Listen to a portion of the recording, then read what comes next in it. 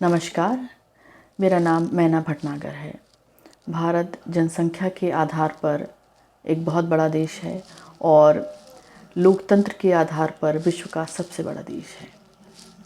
हमारे देश में बहुत सारी भाषाएं बोली जाती हैं, अलग अलग धर्मों का पालन करते हैं और उसी तरीके से बहुत सारी राजनीतिक पार्टियां भी हैं। इतनी सारी अलग अलग सोच को एक धागे में पिरोना और एक व्यक्ति को हमारा नेतृत्व करने के लिए चुनना एक बहुत बड़ा काम है। इस बार भी मैंने एक राजनीतिक प्रश्न ही लिया है और ये प्रश्न मुझसे अबू धाबी से एक सज्जन ने पूछा है।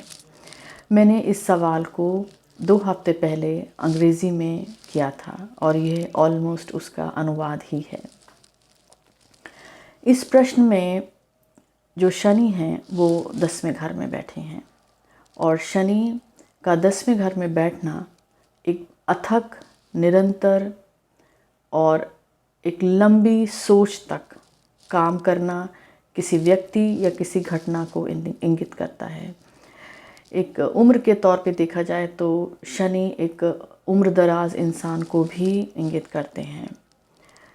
याद रखिए कि राजनीति के प्रश्न में और ख़ासकर ऐसी बड़ी पोस्ट के प्रश्न में बहुत सारे ग्रहों का समर्थन बहुत ज़रूरी है। जैसे एक बड़ा नेता बनने के लिए बहुत सारी अलग अलग पार्टियों के समर्थन की ज़रूरत होती है, उसी तरीके से इस प्रश्न में भी हमें देखना पड़ता है कि क्या सारे ग्रह, लगभग सारे ग्रह इस प्रश्न का समर्थन कर रहे हैं या नहीं। शनि भी समर्थ करते हैं और बृहस्पति 11वें भाव में बैठकर इसका समर्थन करते हैं क्योंकि वो भागेश हैं। लगन में राहु और बुध इस बात को दर्शाते हैं कि जो सोच है वो बहुत दूर की सोच है और आम आदमी उस सोच को नहीं समझ सकता। इस तरीके की सोच है। राहु और बुध दोनों ही एक बोलने की शक्ति को बढ़ाते हैं और लगन में किस घर में बैठे हैं, इसके अलावा किसके साइन में, किसके चिन्ह में बैठे हैं, यानी किस राशि में बैठे हैं, उसको भी इंगित करते हैं। राहु इस समय आजकल शुक्र की राशि में बैठे हैं और शुक्र इस समय 3रे भाव में है। यहाँ पर चंद्रमा 9वें भाव में बैठकर भाग्य को बलि करते हैं और सूर्य इस समय 2रे घर में है।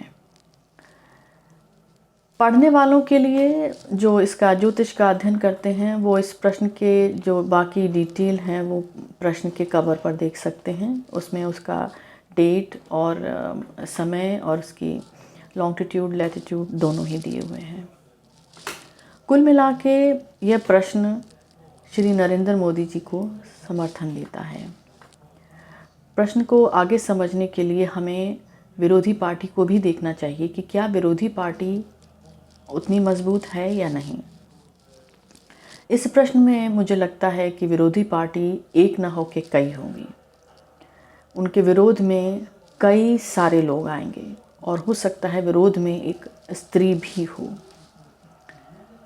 पर ज़्यादातर ये एक मजबूत, काफ़ी संख्या में विरोध का एहसास दिलाती है और साथ में ये भी कहती है कि विरोध अंत में एक भीड़ साबित होगा।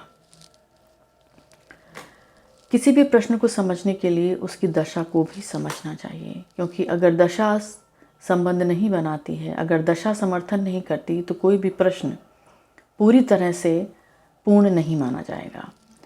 इस प्रश्न में आने वाले समय में 2023 के बाद दशा चंद्रमा की है और चंद्रमा 9वें भाव में बैठकर भाग्य को बलि करता है और इस प्रश्न का समर्थन करता है।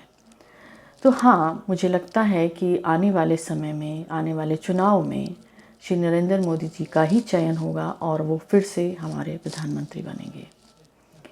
देखने और सुनने के लिए बहुत बहुत धन्यवाद। मैं आपसे निवेदन करूंगी कि आप मेरे चैनल को लाइक करें और सब्सक्राइब करें और देखते रहें। धन्यवाद। नमस्कार।